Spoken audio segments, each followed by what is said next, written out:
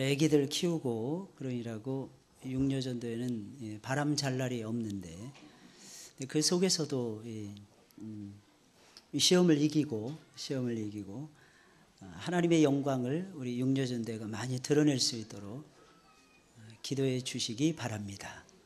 또 먹고 살기도 힘들고 아기도 키워야 되고 그 나이 때가 제일 분주할 때예요. 그 시간이 딱 지나가게 되면 애들이 갑자기 쑥 커져 있는 것을 발견하게 됩니다. 그리고 미안해지기 시작해요. 뭐 했나 싶기도 하고 근데 여러분들만 그러는 것이 아니라 다 그렇게 산다는 거. 특히 이 대한민국에서 살아가는 모든 엄마들은 다 그렇게 살고 있다는 거 기억하시고 기운 내시기 바랍니다. 그래도 오늘 다른 때보다 더 많이 나온 것 같아요. 그죠? 예, 감사합니다. 우리 육녀전도회 아주 감사하고 갈수록 아기들이 늘어나고 있는데 또 뱃속에서 이제 대기 중인 아이들이 한 5명 정도 되니까 위에서 여러분들 기도 많이 해주시고 우리는 자녀를 위해서 늘 기도해야 돼요. 오늘도 어떤 분하고 이렇게 밥을 먹으면서 상담을 하는데 목사님 기도해 주세요 그러는데 대부분 자녀들 때문인 거예요. 자녀들. 아기 때는 말 잘 듣는데 중고등부부터 조금씩 흔들리기 시작을 해서 청년부 이르러서 말씀에 체험을 하지 못하면 아이들이 막 흔들립니다. 아이들이 흔들려요. 그래서 우리 교회에서 10월 달부터 계속해서 이름 붙여놓고 아이들 진학과 진로를 놓고 기도하는 이유가 거기에 있는 겁니다. 들어오실 때 귤 2개씩 다 받으셨죠? 못 받으신 분 한번 손 들어주세요. 귤 2개 못 받으신 분. 다 받으셨죠? 그 귤은 우리 정영미 집사님께서 일산으로 이사 가신 다음에도 우리 교회 계속 나오시다가 최근 들어서 이제 못 나오시는데 우리 하경이가 고3이었어요. 하경이가 대학을 합격을 하고 또 이제 또 대기 중인 학교들도 있습니다. 간호사가 되겠다고 간호학과에 합격해 놓은 상태예요. 취업이 분명해서 간호사들은 졸업 후에 진로가 탄탄대로인 것 같은데 위에서 기도해 주신 거 너무 감사하다고 오셔서 귤 내신 저 옆에 앉아 있어요. 저쪽 옆에 우리 하경이하고 같이 여러분들 위해서 기도 많이 해주시기 바랍니다. 정영미 집사님 다 아시죠? 예. 그러니까 요즘에 애들이 또 이 고등학교인데 또 입학을 놓고도 이제 같이 기도하셔야 돼요. 네, 지난주에도 한 아이의 합격 소식이 들려와서 얼마나 감사한지 모릅니다. 또 지난주엔 또 대졸자들 중에서 면접 보는 우리 청년들이 있습니다. 그러니까 처음부터 끝까지 다 기도로 살아가는 기도로. 명심하셔야 돼요. 우리의 기도가 멈추는 그 순간 우리 아이들의 진로도 멈추게 돼요. 근데 우리가 기도가 계속되는 한 우리 아이들의 진로는 활짝 열리게 될 것입니다. 이게 달라요. 바울과 실라가 사도행전 16장에 보면 감옥에 갇혀요. 그 안에서 뭐 했을까요? 찬송하고 기도했어요. 근데 착고라고 하는 형틀에 붙들려 있었어요. 이 착고가 뭐냐면 양쪽 다리를 쇠고랑으로 채우는 거예요. 근데 이게 정말 힘든 게 여러분 기마 자세 알죠? 태권도에서 기마 자세. 그 자세가 제일 편한 자세랍니다. 눕지도 못하고 앉지도 못하고 그 자세가 제일 편한 자세래요. 근데 그 속에서 바울과 실라 얼마나 힘들었겠어요. 저도 매일 책을 보면서 기마 자세로 책을 보거든요. 제 근육을 넓히기 위해서 기마 자세로 책을 봐요. 그리고 건강을 위해서 항상 서서 책을 보는 습관이 오래전부터 저한테는 있어요. 이게 굉장히 힘듭니다. 그런데 바울과 실라는 찬송을 했어요. 기도를 했어요. 그러니까 옥문이 열리는 거야. 착고가 풀어지는 거예요. 천사가 나타나서 데려가는 거예요. 가는 거예요. 바울과 실라가 안 보이는 거예요. 간수장이 와서 칼을 빼고 자결하려고 할 때 죽지 말라. 우리가 여기 있노라. 그때 간수장이 바울과 실라 앞에 무릎을 꿇고 고백을 합니다. 우리가 어떻게 하여 구원을 얻으리까? 그때 해줬던 유명한 말, 주 예수를 믿으라. 그리하면 너와 내 집이 구원을 얻으리라. 유명한 말이에요. 유명한 말. 그러니까 역사는 찬미하고 기도할 때 나타나는 거예요. 할렐루야? 그러니까 뭐 잘 될 때만 찬송해야죠. 그죠? 이 방구에 무슨 찬송입니까? 이래야죠. 우리 그리스도인의 신앙은요, 전천후가 되셔야 돼요. 우리는 믿는 게 하나님의 절대 주권을 믿습니다. 하나님만이 우리의 왕이시라는 거예요. 그 누가 우리를 건드리겠어요? 그리스도의 사랑에서 그 무엇이 우리를 끊어놓을 수가 있겠습니까? 특히 오늘은 신앙의 기준이에요. 올바른 신앙의 기준. 신앙생활을 잘하기 위해서는 기준이 분명하셔야 돼요. 기준이 서 있어야 돼요. 모세가 죽었어요. 위기였어요. 이스라엘 백성들에게. 여호수아에게 하나님 말씀하시는 거예요. 가나안 땅으로 인도해 드려야 되는, 그리고 가나안 정복이라고 하는 대사명이 여호수아 앞에 놓여져 있었어요.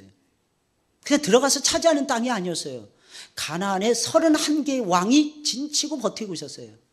이들을 물리쳐야만 됐어요. 이들을 이겨야만 됐어요. 그 속에서 하나님이 여호수아에게 주신 명령이 무엇이었을까요? 새로운 계시를 주신 것이 아니었어요. 그때 하나님께서는 이렇게 말씀하십니다.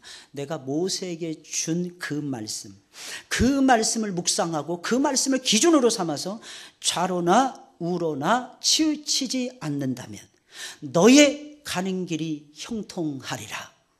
하나님이 주신 명령이었어요. 새로운 계시를 주신 게 아니에요. 이미 주신 말씀에서 하나님께서는 가르쳐 주시는 거예요. 좌로나 우로나 치우치지 말고 내가 너에게 준 그 말씀을 꽉 붙들고 가나안 정복에 나서라는 거예요. 우리 말씀의 역사 이러죠. 왜 귀만 즐겁게 해주는 말씀을 좋아하십니까? 왜 마음에 감동만 주는 말씀만 좋아하십니까? 내 영혼을 살리는 말씀을 붙잡으셔야죠. 내가 곧 영이요, 내가 곧 말씀이라고 예수님 말씀하셨잖아요. 여러분, 성경의 대주제는 딱 두 가지라고 누누이 말씀드리잖아요. 첫째, 하나님 나라. 우리 하나님 나라에 들어가야 돼요. 하나님 나라라는 것은 다른 것이 아니에요. 들어간다, 이건 다른 것이 아니에요. 하나님의 다스리심 속으로 들어간다는 뜻입니다. 하나님이 나를 다스리길 원하세요. 내 영혼을 다스리길 원하세요. 내 육신과 내 삶과 내 자녀들과 내 일터와 내 사업장과 모든 것을 아버지께서 다스리고 싶어 하십니다. 그러면 그 속으로 들어가셔야죠. 그러면 하나님 나라가 내 마음속에 새겨져야 돼요. 두 번째, 예수 그리스도입니다. 세상 사람들은 예수의 십자가를 미련한 것이라고 얘기해요. 그러나 우리는 예수의 십자가를 붙들고 살아가셔야 됩니다. 할렐루야. 기준이 무엇이냐는 거예요. 하나님의 말씀이에요. 하나님이 나에게 들려주었던 그 말씀이 생각나는 거예요. 하나님이 나에게 해주셨던 그 말씀이 내 안에서 생각나야 되는 거예요. 보통 머릿속에 지도 그리잖아요. 그죠? 머릿속에 뭐가 들어있나? 이 지도 그리잖아요. 청년들은, 여자 청년들은, 남자 청년들은 이성 가득 들어있을 수 있어요. 아니면 공부, 아니면 진로, 이런 것들이 가득 들어있을 수 있어요. 그러나 무엇보다도 우리의 머릿속엔 하나님의 말씀의 지도가 커 있어야 돼요. 영역이 커 있어야 돼요. 하나님의 말씀, 하나님의 살아있고 온전케 하시는 그 말씀. 그 말씀이 나를 깨우거든요. 그 말씀이 나를 살리거든요. 그 말씀이 나를 위로해 주거든요. 그 말씀이 나를 일으켜 세워주시거든요. 그 말씀이 나를 격려해 주거든요. 그 말씀이 내 인생의 미래를 열어주거든요. 그러니 그 말씀 붙들고 우리가 승리하셔야죠. 기준은 하나님 말씀입니다. 우리의 신앙은 무엇이 기준이 되고 있는가? 사람입니까? 사람에 따라서 달라질 때 많죠. 고린도 교회가 그랬어요. 파가 나눠지는, 바울파, 베드로파, 막 나눠지는 개바파. 시기와 분쟁이 있어요. 마귀가 역사하는 곳에 항상 시기와 분쟁이 나타나요. 하나님의 성령이 역사하는 곳에는 하나 되는 역사가 일어나요. 막혔던 담도 하나가 됩니다. 이번에 김영삼 전 대통령이 서거하셨는데 마지막 강조했던 말이 두 마디예요. 통합과 화합. 그래서 그런지 조문객들이 여야를 막론하고 22만 명인가요? 조문을 했어요. 눈발이 막 하얗게 날리는데도 그 조문의 행렬이 그치지 않는 거예요. 많은 분들이 그분에 대해서 평가합니다. 그분의 신앙이 그분을 만들었다는 거예요. 그분의 신앙이, 교회 장로님이시라는 거 잘 아시잖아요. 그분의 신앙이 그분을 만들었다는 거예요. 한국의 민주화의 걸음이 되게 했다는 거예요. 물론 과도 많습니다. 그러나 공도 많습니다. 사람이 사는 것이 다 그런 거 아닐까요? 우리는 어떤 모습으로 살아갈 것인가? 유명한 어록은 이분이 다 만드셨더라고. 뭐 당모가지를 비틀어도 새벽은 온다. 야, 이거 이분이 하신 말씀이더라고요. 깜짝 놀랐어요. 깜짝 놀랐어요. 저는 뭐 다른 분이 하신 줄 알았어요. 어떤 데는 사람, 그죠? 근데 바울은 이렇게 말을 합니다. 내가 너희에게 세례를 주지 않은 것이 너무 감사하다. 내가 너희에게 세례를 주었다면 너희가 전부 다 내 파가 되지 않았겠냐는 거예요. 내가 세례를 안 준 것이 너무 감사한데 나는 너희를 위해서 죽지 아니하고, 베드로가 너희를 위해서 죽지 아니하고, 아볼로가 너희를 위해서 죽지 아니하고, 오직 나사렛 예수 그리스도만이 너희를 위해서 돌아가셨느니라. 그분만이 우리의 기준이 되어야 된다. 어떤 때는 새로운 계시, 꿈, 주변의 환경, 나의 감정, 이런 것들에 의해서 끌려가지는 않고 있느냐는 것입니다. 첫 번째로 올바른 신앙의 기준인 성경입니다. 올바른 신앙의 기준을 가졌던 성경의 인물들이 있어요. 무엇을 기준으로 삼았을까요? 창세기 12장 4절 다 같이 시작. 이에 아브라함이 여호와의 말씀을 쫓아갔고 롯도 그와 함께 갔으며, 아브라함이 하란을 떠날 때에 75세였더라. 75세에 떠났어요. 75세에 새로운 기준을 세웠어요. 75세에 새로운 삶을 시작을 했어요. 어떻게? 무엇을 통해서? 무엇을 기준 삼았어요? 하나님의 말씀. 하나님의 말씀이 기준이었어요. 아브라함은 75세에 하나님의 말씀을 기준으로 새롭게 삼았어요. 할렐루야. 이 고상하죠. 진짜 아브라함 고상하죠. 그래서 큰 아버지였어요. 원래 아브라함이라고 이름의 뜻은 큰 아버지라는 뜻이에요.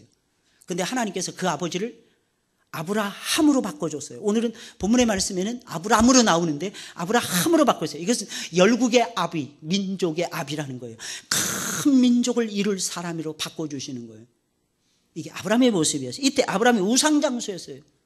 우상장수였는데 예수님 딱 만나니까 말씀에 붙들리는 거예요. 여러분, 무엇의 포로가 되어서 살아가십니까? 하나님 말씀의 포로가 되시길 주의 이름으로 축원을 드립니다. 다른 거 다 필요 없어요. 말씀이에요, 말씀. 간단하지 않습니까? 말씀이 세상을 만들었잖아요. 말씀이 나를 창조했잖아요. 재창조해줬잖아요. 나를 말씀이 구속해줬잖아요. 말씀이 미래의 영광을 나에게 주고 있잖아요. 그럼 우리 무엇을 기준으로 살아가야 됩니까? 말씀이에요. 항상 있는 온전한 말씀, 그 말씀을 성령께서 이루어가고 계시더라는 거예요. 에스라 7장 10절 다 같이 시작. 에스라가 여호와의 율법을 연구하여 준행하며 율례와 규례를 이스라엘에게 가르치기로 결심하였었더라. 에스라는 어떤 사람이었어요? 학사 겸 제사장이었어요. 포로되었던 곳에서 태어났어요. 다시 돌아갔어요. 돌아가서 무엇을 했습니까? 나무 강단에 세워놓고 하나님 말씀을 강론했던 사람이 에스라였어요. 이때 당시에 이스라엘 백성은 반토막이들이었어요. 반토막이는 무슨 말이냐? 온전한 이스라엘 사람 아니었어요. 70년 포로 생활하면서 말을 잃어버렸어요. 무슨 말인지 알아들을 수 없었어요. 그런데 하나님 말씀을 히브리어로 강론을 해줍니다. 히브리어를 못 알아들어요. 전부 다 바벨론 언어에 익숙해져 있었어요. 메데와 바사의 언어에, 외국말에 익숙해져 있었어요. 우리는 하나님 잘 몰라요, 이랬던 사람들이었어요. 전부 다. 무슨 말 하는지 이해할 수 없어요, 이랬던 사람들이었어요. 그런 사람들에게 말씀을 가르치는 거예요. 말씀을 가르치기로 뭐예요? 결심합니다. 우리의 힘은 말씀이에요. 에스라의 영광, 말씀으로 이루어지는 것이었어요. 그래서 에스라는 말씀을 기준으로 율례와 규례를 이스라엘에 가르치기로 결심합니다. 역대하 7장 10절입니다. 다 같이 시작. 7월 23일에 왕이 백성을 그 장막으로 돌려보내매 백성이 여호와께서 다윗과 솔로몬과 그 백성 이스라엘에게 베푸신 은혜를 인하여 기뻐하며 마음에 즐거워하였더라. 이거 무슨 말일까요? 배경이 있어요. 이거 솔로몬 시대 얘기하는 거예요. 성전을 바치는 거예요. 이스라엘 백성들이 하나님 앞에 성전 봉헌 예배를 드린 거예요. 그리고 전부 다 기쁨으로 돌아가는 거예요. 왜 돌아갔느냐? 하나님이 그들에게 베푸신 은혜가 너무 컸기 때문에. 근데 잘 보세요. 누구에게? 다윗과 솔로몬과 그 백성 이스라엘에게 베푸신 은혜가 너무 크니까.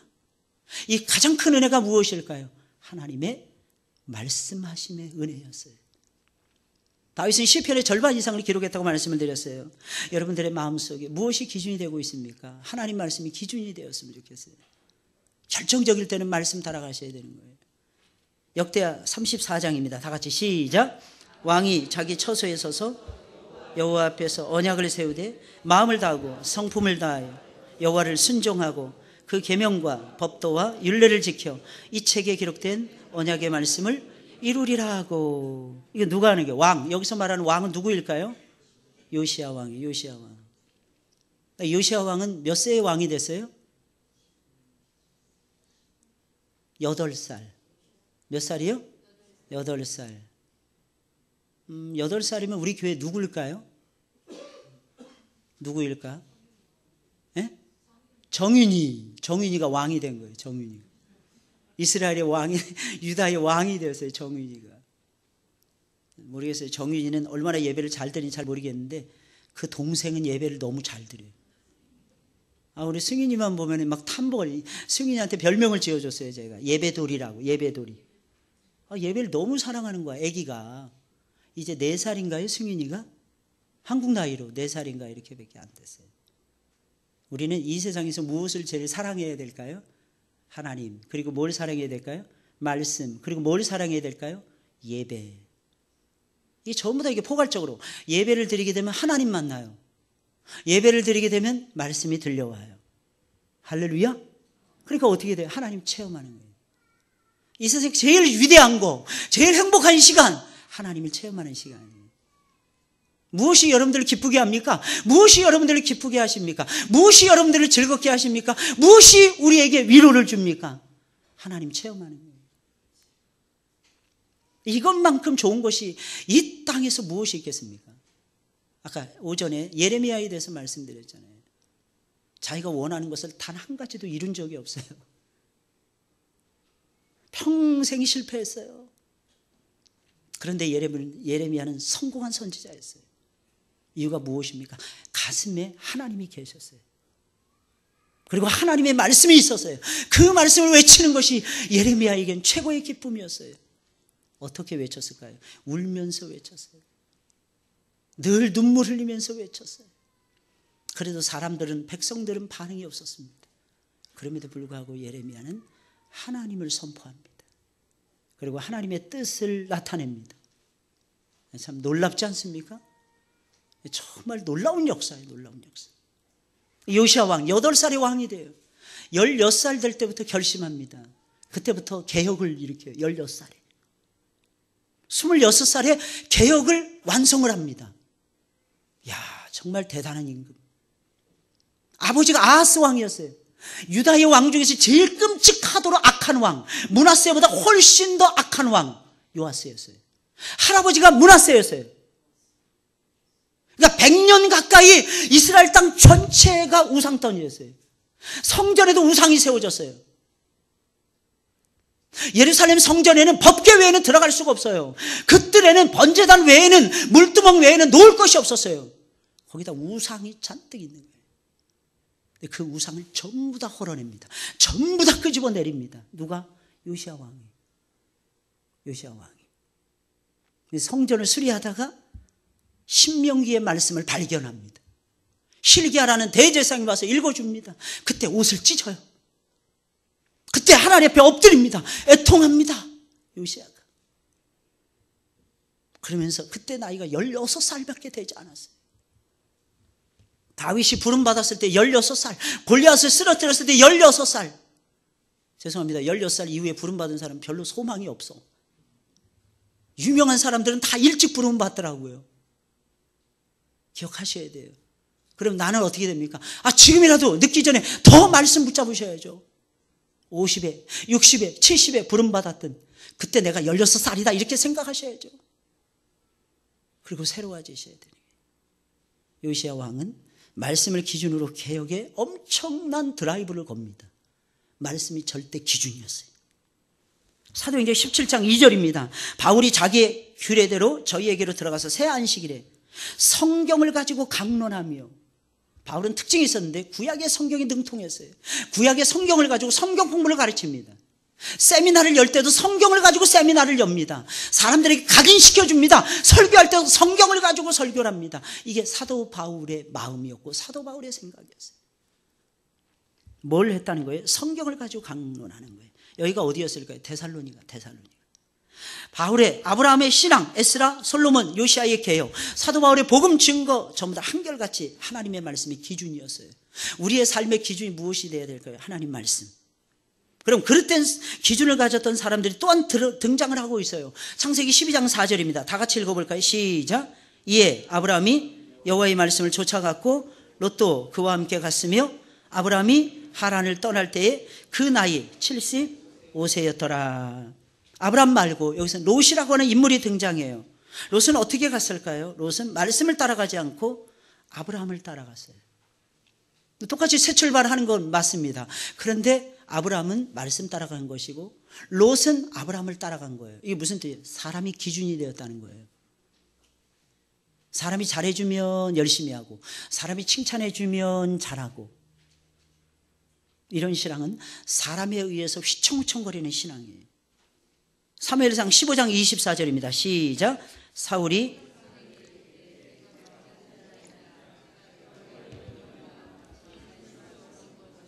내가 백성을 두려워하여 그 말을 청종하였음이니이다. 사울왕은 말씀을 어기는 것보다 백성을 훨씬 더 두려워해서 백성들의 말에 청종했어요. 무엇입니까? 주변의 여론을 삶의 기준으로 삼았다는 것입니다. 우리가 주의 일 좀 하려고 하면 주변의 여론이 받쳐주지 않습니다.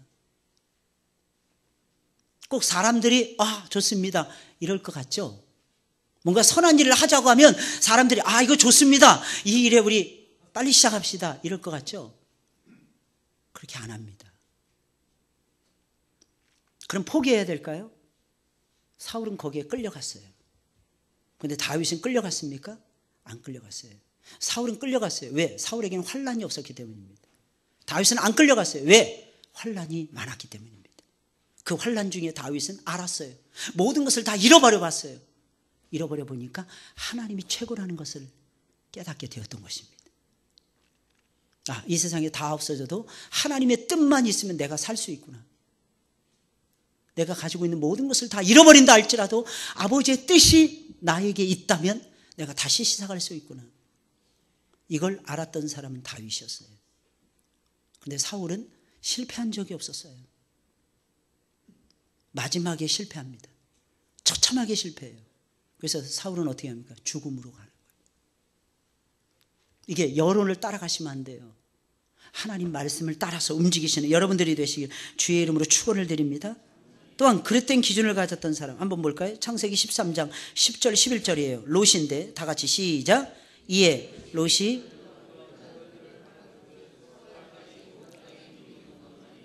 여호와께서 소돔과 고모라를 멸하시기 전이었는 거로 여호와의 동상 같고 애굽 땅과 같았더라. 그러므로 롯이 요단 온 들을 택하고 동으로 옮기니 그들이 서로 떠난지라. 롯은 무엇을 기준해요? 세상의 영광, 세상의 기준을 삼은 거예요. 세상을 기준으로 삼으니까 그러면서 중요한 결정을 내렸어요. 왜? 될 것 같더라는 거예요. 요단 들녘을 바라보니까 이때 당시에도 지금도 마찬가지예요. 지금은 사해가 됐어요. 거기가 해수면보다 낮았어요. 그러니까 가나안 땅은 물이 제일 귀했어요. 근데 거기만 물이 풍성했어요. 그리고 거기만 푸른 초장이 펼쳐지고 있었어요. 이들은 뭐 하는 사람들이었어요? 목축업자들이었어요. 당연히 푸른 초장을 선택할 수밖에 없는 거예요.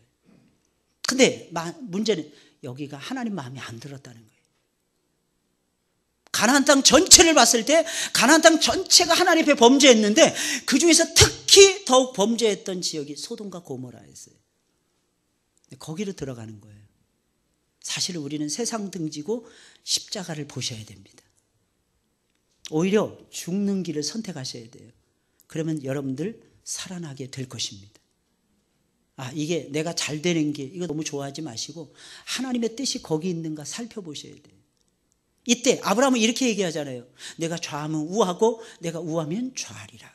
아브라함은 이때 예수님 만난 지 얼마 안 됐어요. 이게 창세기 13장이니까 아브라함이 부름받아서 12장이었으니까 초신자였어요. 근데 아브라함은 성숙했어요. 이 세상에 별로 희망이 없다는 걸 알았어요. 내가 좌하면 내가 우하고 내가 우하면 내가 좌하리라. 양보해 주는 거예요. 내가 널 데리고 왔잖아 임마. 내가 좋은 거 차지해야지. 너는 그냥 내가 차지하고 나면 찌꺼기나 차지해. 이게 아브라함의 믿음이 아니었어요. 아브라함은 확실한 보물을 가지고 있었기 때문입니다. 그게 뭘까요? 하나님 말씀이었어요. 말씀. 나는 말씀 안에 살리라. 그러면서 나중에 아브라함은 어디로 옮겨가니까 7개의 맹세의 우물이랑 부엘세바로 옮겨갑니다. 거기서 아브라함은 새 출발해요. 그런데 그 다음에 소돔과 고모라의 멸망 사건이 이루어집니다. 이게 얼마나 무서운 사건인지 우리는 기억하셔야 돼요. 물론 그 전에도 다른 사건이 또 일어납니다. 2번에 걸쳐서 하나님이 사인을 주셨어요. 그럼에도 불구하고 롯은 정신을 못 차렸어요. 우리는 하나님이 주시는 사인을 받으셔야 됩니다. 말씀을 기준 삼기를 주의 이름으로 축원을 드립니다. 예레미야 29장 우리 말씀 볼까요? 시작. 만군의 여호와 이스라엘의 하나님이 이같이 말하노라. 너희 중 선지자들에게와 복술에게 혹하지 말며 너희가 꾼바 꿈도 신청하지 말라. 내가 그들을 보내지 아니하였어도 그들이 내 이름으로 거짓을 예언함이라. 여호와의 말이니라. 예레미야 선지자를 통해서 하나님이 주시는 말씀이에요. 거짓 선지자들과 복술자들에게 혹하지 말라는 거예요. 어떤 때는 막 답답해서 여러분 미아리 가고 싶지 않습니까? 그것도 교회 속에서도 미안합니다. 그런 무당들이 있어요. 점치듯이 말씀을 들려주는 거예요. 몇 장 몇 장 딱 펴랍니다. 근데 신기한 건 재미난 것은 꽝도 있다는 거예요. 당신이 얼마나 못 살았으면 꽝이 나오냐고. 야, 정말 그렇게 목회를 하면 쉬워질 것입니다. 근데 그건 목회가 아닌 거예요. 목양은 신실하게 하나님 말씀을 계속해서 들려주는 거예요. 그리고 한 토막의 말씀에 걸리게 하는 겁니다. 근데 그것은 누가 걸리게 합니까? 성령께서 걸리게 하세요. 할렐루야. 성령께서 다 걸리게 하세요. 어떤 때는 막 사망의 음침한 골짜기를 다닐 것처럼 막 차라리 죽는 게 낫다고 막 생각될 정도로 막 힘들 거예요. 근데 너무 신기한 것이 있어요. 어느 순간 딱 되면 그 사망의 음침한 골짜기를 내가 벗어나 있습니다. 더 놀라운 사실은 내 영혼이 커져 있더라는 거예요. 행복해요. 오늘도 어떤 분하고 같이 점심을 먹는데 그분이 그러시는 거예요. 목사님, 이사 가기 전에 교패를 떼가지고 이사 갈 집에다 붙이면 안 되겠습니까? 그러시더라고요. 이사 갈 집에다 교패를 빨리 붙이겠다는 거예요. 저쪽에 목동으로 이사 가셨어요. 근데 그분이 그러시는 거예요. 목사님, 제가 감사한 것은 이사 가고 나서 보니까 당첨이 돼가지고 임대주택에 당첨이 돼가지고 이사를 가시게 됐어요. 참 신기한 건 거기 딱 갔는데 교회에 오는 교통편이 좋더랍니다. 그래서 이 집사님이 목사님, 제가 너무너무 감사해요. 기도 많이 했거든요. 다른 데 신청한 데 떨어졌는데 여기는 됐는데 여기 걱정했는데 가서 보니까 교회에서 가깝더라는 거예요. 할렐루야. 그래서 얼굴이 막 화색이 만면하시는 거예요. 제가 목사님 교회 떠나지 않고 내가 섬길 수 있게 돼서 너무 감사하다. 집사님 그 중심 가지시고 열심히 신앙생활 하시자고요. 교패는 거기 있는 거 떼지 말고 그대로 두세요. 혹시 압니까? 그 집에 우리 성도가 입주를 할는지. 그건 모르는 일이잖아요. 필요하시면 전도사님한테 교패 달라 그래서 미리 붙이셔도 됩니다. 새 교패 다세요. 새로 이사 가시니까. 할렐루야. 이게 사는 맛 아닐까요, 이게? 우리 아이들이 어디 다쳤는데 회복이 빨라요. 병원에 검사하러 갔는데 안 좋다는 거예요. 기도합니다. 무슨 힘이 있어요, 목사가? 그냥 기도해 드리는 거죠. 근데 알아보니까 아무런 병도 아니더랍니다. 할렐루야? 그럴 때 얼마나 좋은지 몰라요. 저는 수술하기 직전까지 기도합니다. 하나님, 이 질환, 이 암덩어리 물러가게 해달라고. 그래서 수술 안 하면 얼마나 좋을까? 얼마나 좋을까? 수술 안 하고 치유받으면 얼마나 좋겠습니까? 근데 하나님은 그런 역사 주실까요? 안 주실까요? 주시기도 하고 안 주시기도 합니다. 주시는 데는 주시는 데 맞는 것이고 안 주는 데는 또 안 주는 데 맞는 거예요. 그걸 어떻게 하겠어요? 어떤 사람은 야고보는 순교하게 만들었어요. 그의 동생 요한은 안 죽이십니다. 베드로와 요한은 감옥에 들어갔다가도 하나님의 천사가 끄집어냅니다. 야고보는 똑같이 감옥 속에 들어갔는데 하나님의 천사가 그를 끄집어내지 않아요. 그런데 어떠한 경우든지 우리에겐 축복입니다. 왜? 하나님의 품에 빨리 가서 축복. 할렐루야. 죽으면 좋잖아. 이 세상 무슨 미련이 있습니까? 어차피 아무리 큰 영광이라도 영원 무궁히 누릴 수 있는 영광, 이 세상에서 아무것도 없잖아요. 이 땅에 있는 모든 것들은 영원하지 않습니다. 근데 맨날 우리는 그걸 붙들고 영원할 것이라고 착각하면서 살아가고 있는 거예요. 천국에 가야 영원합니다. 그러니까 천국 빨리 가고 싶어요. 제가 이런 말을 하면 맨날 우리 딸들이 없으니까 제가 고백 안 하는데, 저는요, 은퇴한 이후에 바로 하나님이 나 데려가셨으면 좋겠어. 시간을 이 세상에서 끌고 싶은 생각이 전혀 없어요. 미안합니다. 얼마나 힘드세요. 그죠? 연세 많으신 우리 어르신들. 근데 아직은 빨리 가시면 안 되고, 우리 성도님들은. 왜냐하면 우리 교회 크게 부흥될 때까지 기다리시고 기도하셔야 돼요. 그것까지 보시고 해야 돼요. 이게 성경적이에요. 왜 그러냐면 포로에 끌려갔던 이스라엘 백성들이 돌아오는데 끌려갔던 사람들이 대거 돌아옵니다. 70년이 지났는데 이게 하나님의 역사하십니다. 우리는 무엇을 따라서 살아가야 되는지 한번 보세요. 마가복음 8장 11절입니다. 바리새인들이 나와서 예수께 힐난하며 그를 시험하여 하늘로서 오는 표적을 구하거늘. 바리새인들은 무엇을 기준으로 삼았을까요? 유대인들, 전형적인 유대인들이었기 때문에 표적만 구했어요. 오늘날 그리스도인들은 똑같지 않습니까? 표적만 구하고 있어요. 하나님의 역사만 구하고 있어요. 근데 신기한 게 있습니다. 역사가 일어나면 믿고 안 일어나면 안 믿어요. 근데 신기한 건 일어나도 나중에 또 실족하더라고요. 왜? 끊임없이 표적을 구하니까 표적이 끊임없이 일어나지는 않거든요. 표적은 기적을 얘기하는, 기사를 얘기하는 거예요. 창세기 4장 6절 8절입니다. 가인입니다. 가인은 하나님이 제사를 안 받으니까 안색이 변해버렸어요. 가인은 무엇을 기준으로 삼아요? 자신의 감정. 그래서 하나님이 이 말씀하셨을 때 분했어요. 하나님 안 받으니까 분했어요. 안색이 변했어요. 자신의 감정을 신앙과 삶의 기준으로 삼았어요. 그렇게 하나님께서 그의 제사를 거절하셨을 때 회개하지 않았어요. 그래서 뭘 따라갔습니까? 감정이 상해서 안색이 변했어요. 여러분, 이런 사람들의 특징이 있습니다. 사람 따라갔어요. 주변의 여론 따라갔어요. 환경 따라갔어요. 표적 따라갔어요. 우리는 감정 따라가지 말아야 됩니다.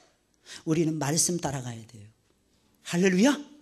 따라서 해볼까요? 말씀 따라가요. 성서라고 읽습니까? 우리는 성경이라고 읽어요. 성경이 뭐예요? 거룩한 말씀이라는 뜻이에요. 우리는 거룩한 말씀을 믿는 하나님의 사람들입니다. 두 신앙인들의 결국입니다. 아브라함과 롯의 결국이에요. 아브라함은 노년에도 큰 범사의 큰 복을 받습니다. 복의 근원이 됩니다. 믿음의 조상이 됩니다. 롯은 어떻게 됐어요? 소돔과 고모라 성이 망할 때 모든 것을 다 잃고 망했어요. 그의 아내는 소금 기둥이 되었습니다. 창세기 24장 1절 다 같이 시작. 아브라함이 나이 많아 늙었고, 노인도 복을 받을 수 있어요. 난 노인이라서 힘이 없어. 아니라니까요. 아브라함처럼만 사세요. 하나님께서 범사에 노년의 복을 주십니다. 창세기 19장 16절이에요. 다 같이 시작. 그러나 롯이 지체하며 그 사람들이 롯의 손과 그 아내의 손과 두 딸의 손을 잡아 인도하여 성 밖에 두니 여호와께서 그에게 인자를 더하심이었더라. 겨우 구원받았어요. 겨우. 소돔과 고모라 성이 멸망했을 때 두 천사가 가죠. 두 천사가 가서 손을 잡고 이끌어냈다는 뜻입니다. 롯의 아내는 뒤를 돌아본 거로 소금 기둥이 되었습니다. 사울입니다. 사울은 말씀을 버리고 주변의 여론을 따라갔던 대표적인 인물이었는데 결국에는 하나님의 버림을 받고야 맙니다. 근데 이 사람의 가정이 굉장한 가문이었어요. 그런데 망하더라는 거예요. 요나단과 그의 아들들과 함께 죽었어요.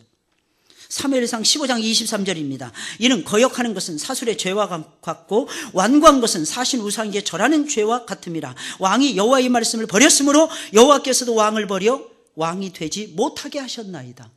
말씀 버리면 하나님으로부터 버림받아요. 여러분들 이거 무섭게 생각하셔야 돼요. 하나님은 두려우신 분이십니다. 뭐 신약이나 하나님은 사랑의 하나님, 더 무서워요. 하나님은. 왜? 더 절대적인 기준을 우리에게 가르쳐 주셨기 때문입니다. 세 번째 가인입니다. 아우를 죽여서 땅을 더럽혔던 가인은 땅의 저주를 받아 유리하는 자가 되었어요. 결국 말씀을 기준으로 삼고 말씀을 따라 산 사람들은 뭘 받았어요? 뭘 받았어요? 복을 받았어요. 복을.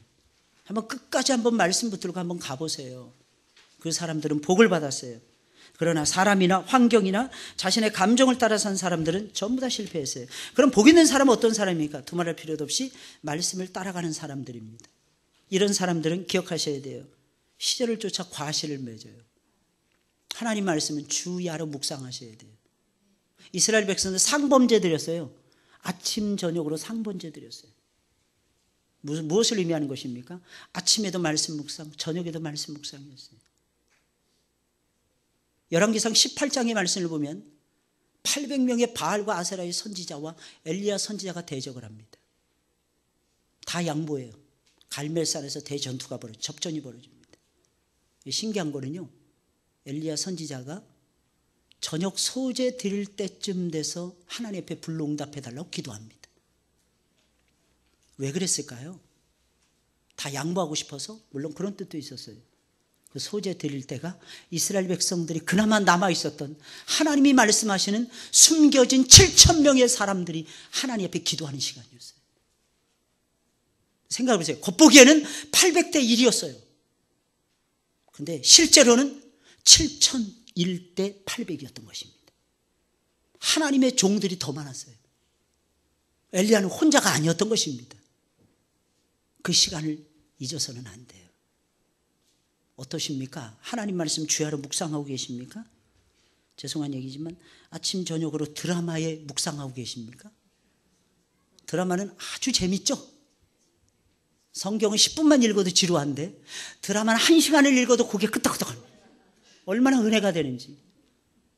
밤 시간, 낮 시간, 그 시간에 적어도 10분의 1만 빼서 성경을 읽는다면 우리 인생은 정말 달라지게 될 겁니다. 정말 달라져요. 왜 내 인생에는 하나님의 역사가 일어나지 않는가? 말씀을 주야로 묵상하지 않아서. 성경대로 살지 못해서 그런 거예요. 주야로 묵상할 때 행복하더라니까. 주야로 묵상할 때. 드디어 지난 금요일 날 처음으로 팝콘 전도를 나갔어요. 근데 팝콘 전도 나갔더니 잉어빵 장수 옆에서 진칠 수밖에 없었습니다. 똑같이 간식이잖아요. 얼마나 미안했던지. 게다가 팝콘은 냄새가 죽입니다. 냄새가 죽여요. 애들이 줄 서서 달라는 거야. 어른들도 막 줄 서서 달라는 거예요. 근데 다른 때보다 짧게 했습니다. 전도 시작하기 전에 먼저 잉어빵부터 사 먹고 시작했어요. 왜? 영혼을 살리겠다고 하면서 영혼을 죽여서는 안 되잖아요. 제일 먼저 팝콘 구운 걸 담아서 제일 먼저 그 아주머니부터 갖다 드렸어요. 그 아주머니 인상 굉장히 좋으시잖아요. 뚱한 아줌마. 반응이 없어요. 이거 왜 날 주세요? 이러십니다. 드세요. 드시고 힘내세요. 아, 오늘 잉어빵이 잔뜩 있는 거예요. 불판 위에. 오늘따라 날씨가 추운지 안 팔리네요. 이러시는 거예요. 아, 막 부담되는 거예요. 그래서 사람들이 오는 거예요. 왔다 갔다 하는 게. 왔다 갔다 하면서 이거 팝콘 드시고 가세요. 그리고 옆에 있는 분들에게 여기 잉어빵도 사드세요. 진짜 맛있네요. 우리가 짧게 한 20-30분 했던 것 같아요. 전도. 철수했어요. 양은 재료는 많은데 더 이상 할 수가 없었어요. 전도지가 모자랐던 것도 아니에요. 네, 그 아주머니 생각해서. 한 봉지 더 드리고 나중에 또 한 봉지인가 더 우리가 잉어빵을 또 샀습니다. 그래서 그 아주머니 이거 감사하다고. 그랬더니 그 아주머니 하시는 말씀, 2가지 말씀하시는 거예요. 왜 이렇게 빨리 가요? 당신도 혼자 하다가 외롭잖아. 근데 우리가 같이 해주니까 이게 또 좋은 거야. 또 어떤 아저씨는 살 사람은 잉어빵 사더라는 거예요. 자기가 봤을 때. 그리고 많이 팔리더라는 거예요. 근데 우리는 미안해서 못하겠네. 잉어빵 다시 우리가 팝콘을 드렸더니 또 한 봉지 또 드리니까 하시면 이거 그냥 다른 분 드리세요. 그분이 하시는 말씀이에요. 근데 너무너무 신나는 건 말씀을 선포하니까 재밌더라고요. 우리 한 달 넘었어요. 화, 수, 목, 금 매일 전도하거든요. 하나님의 역사가 일어나는 것을 보고 싶어요. 쉬지 말고 기도하시고 범사에 정말 감사하시고 항상 기뻐하시면서 말씀 배우시고 말씀을 뿌리신다면 하나님께서는 우리와 영원 무궁히 함께 하실 것입니다. 놓치지 마세요. 주야로 묵상하시니까요. 몇 장을 읽어도 상관없어요. 30분 굳이 안 읽어도 됩니다. 한 10분만 읽어도, 아니 3분 읽고 땡쳐도 괜찮아요. 근데 제발 주야로 묵상해 보시라니까. 주야로.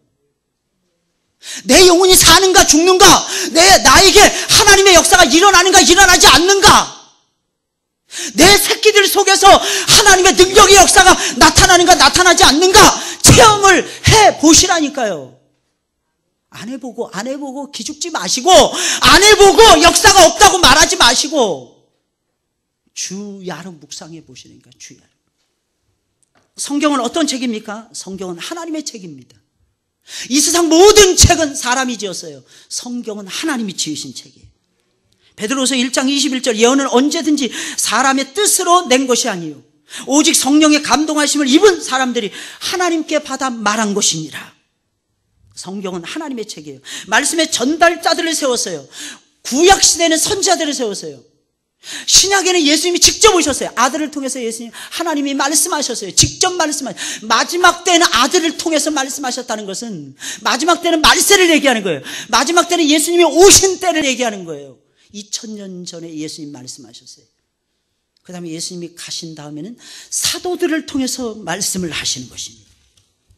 성경의 구분 너무나도 잘 알죠. 신약과 구약으로 나누어져 있습니다. 성경의 중심 내용 무엇입니까? 하나님 나라와 주 예수 그리스도에 관한 것입니다. 다른 거 찾지 마세요. 하나님 나라. 하나님 나라를 딱 붙드세요. 그리고 하나님 나라를 위해서 살아가세요. 성령이 춤을 추며 역사하십니다. 사도행전 28장 23절, 마지막 바울의 사역이 나오면서 사도행전 끝나는 대목입니다. 다 같이 한번 읽어볼까요? 시작. 저희가 일자를 정하고, 다 같이 처음부터 시작. 저희가 일자를 정하고 그의 우거하는 집에 많이 오니 바울이 아침부터 저녁까지 강론하여 하나님 나라를 증거하고 모세의 율법과 선지자의 말을 가지고 예수의 일로 권하더라. 사도행전 28장 31절이에요. 다 같이 시작. 담대히.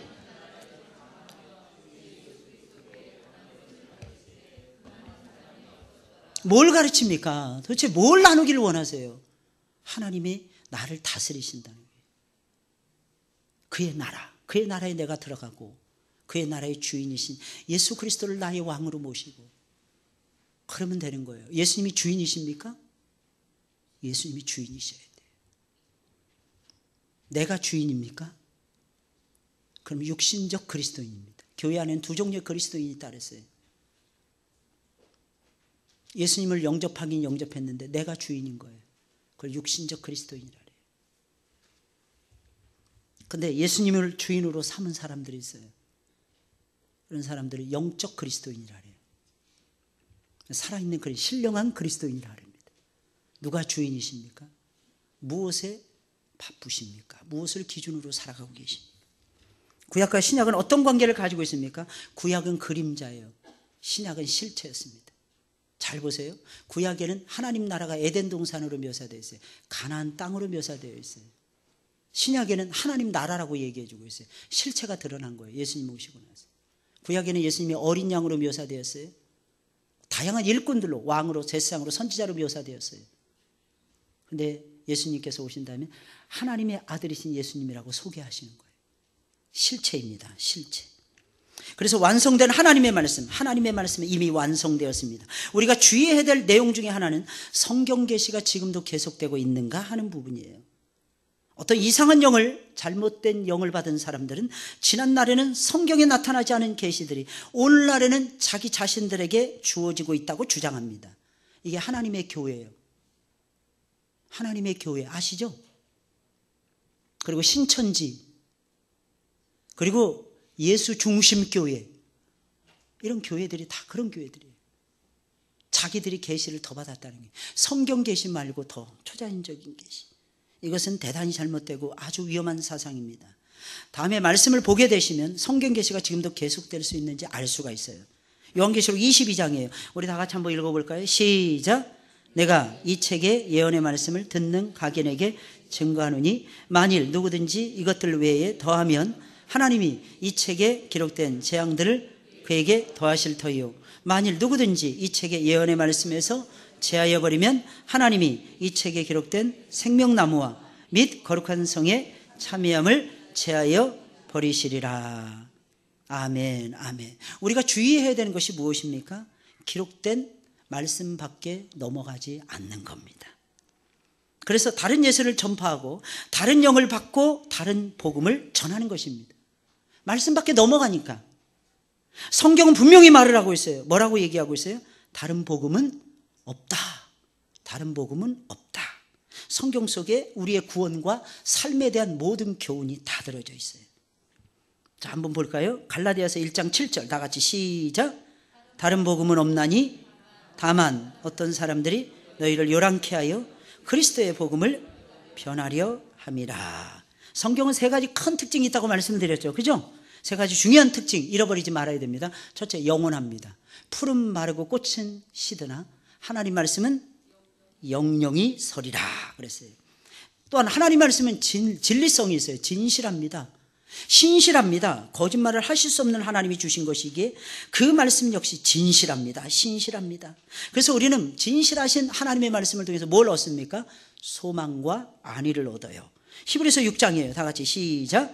하나님은 약속을 기업으로 받는 자들에게 그 뜻이 변치 아니함을 충분히 나타내시려고 그 일에 맹세로 보증하셨나니 이는 하나님이 거짓말을 하실 수 없는 이 두 가지 변치 못할 사실을 인하여 앞에 있는 소망을 얻으려고 피하려 가는 우리로 큰 안위를 받게 하려 하심이라. 뭘 주신다 그랬어요? 소망. 처음엔 소망. 그 다음에 또 뭘 주신다 그랬어요? 안위. 하나님 우리를 안전하게 지켜주시는 거예요. 언제까지 지켜주실까요? 예, 영원 무궁토록 지켜주십니다. 자, 민수기 23장 19절이에요. 다 같이 시작. 하나님은 인생이 아니시니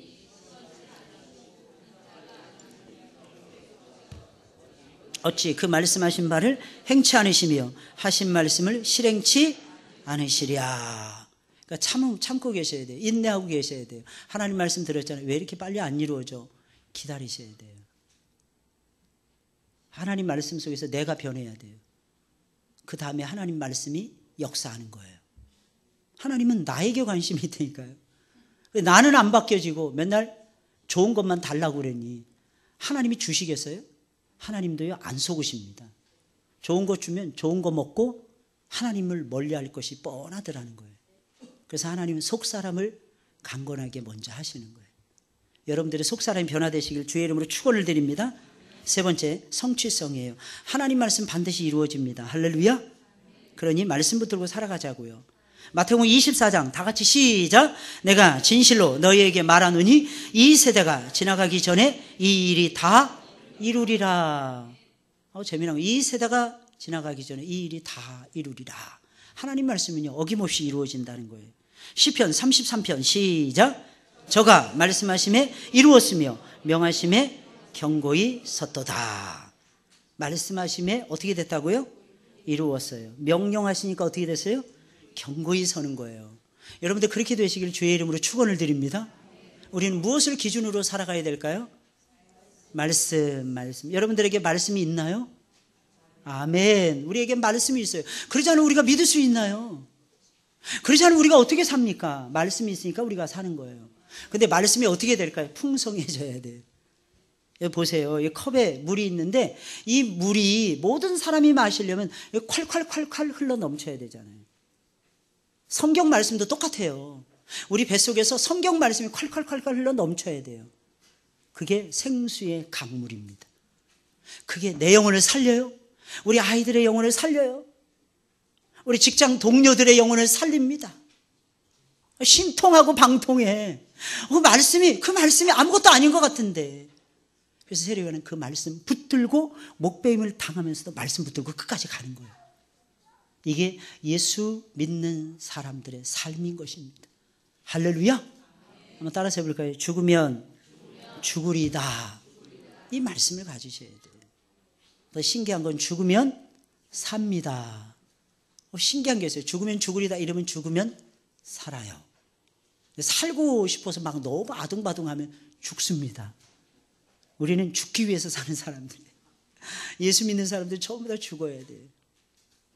나의 변화되지 못하는 다 죽지 않아서 그런 거예요. 괜히 막 신경질 부리고 짜증내고 어제 집에 들어갔더니 우리 큰 놈이 아프다 그러면서 골골대고 있더라고요. 그래서 제가 짜증을 확 냈어요. 그랬더니 세상에 아빠 또 짜증낸다고. 그래서 제가 한참 다른 거 하다가 갔어요. 미안해 딸, 짜증내서 미안해. 그랬더니 우리 딸이 그러는 거예요. 괜찮아.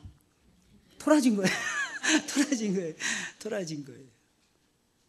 근데 그럴 때 이제 아프다고, 늘 아프다고 그러니까 짜증이 나는 거예요. 너는 왜 어떻게 관리하길래 자꾸 몸이 아프냐. 내일 주일인데, 게다가 주일은 밝고 빛나고 이러고 와도 시원찮은데. 그랬더니 우리 아이가 그러는 거예요. 아빠 나도 아프고 싶어서 아픈가? 아픈 걸 어떻게 해? 근데 그럴 때가 있어요. 저도 되게 미안해지더라고. 되게. 그랬더니 우리 둘째 놈이 아빠 그런 거 가지고 화내면 안 되는데, 딱 그러면서 딱 들어가요. 자기 방에. 여러 말을 안 해요. 그때 이제 그렇구나. 내가 더 충만해져야 되는데. 보니까 어제 늦게까지 막 신경 쓰고 막 이러고 들어가니까 저 역시도 사람이기 때문에 어쩔 수 없이 그렇게 되더라고요. 오늘 주일이잖아요. 신경이 곤두세워져서 어떤 데는 잠도 못 자요. 그러니까 예민해지는 거죠. 주변이 모든 것들이. 근데 그 중에서도 제가 느낀 건데, 그래도 말씀이 충만하면 하나님이 이기게 해 주십니다. 그리고 감당이 돼요. 금방 깨달아서 또 잘못했다 미안하다고 얘기도 하고, 그래서 다시 얼러주고. 그랬더니 오늘 예배 이렇게 오면서 문 딱 열고 들어오면서 아빠 그러면서 그래서 감사하다. 그리고 말했어요. 감사하다. 우리는 사는 게 말씀 때문에 삽니다. 부족해도 우리 말씀 따라가자고요. 더 오해하시면 큰일 나요. 제가 늘 짜증내는 목사인 줄 아시면 안 됩니다. 제가 말씀드리는 건 저 역시도 그렇게 부족한 사람이라는 걸 말씀드리는 거예요. 똑같아요. 다를 것이 아무것도 없어요. 그런데 하나님의 은혜로 사는 거예요. 할렐루야. 부끄럽습니까? 저는 부끄럽지 않아요. 왜냐하면 더 심한 모습도 있어요. 더 심한 모습. 지금 많이 나이 50대니까 많이 사람 된 거예요. 제가 많이 사람 된 거예요. 우리 똑같습니다. 서로 사랑하며 말씀 붙들고 승리하시길 예수님의 이름으로 축원을 드립니다.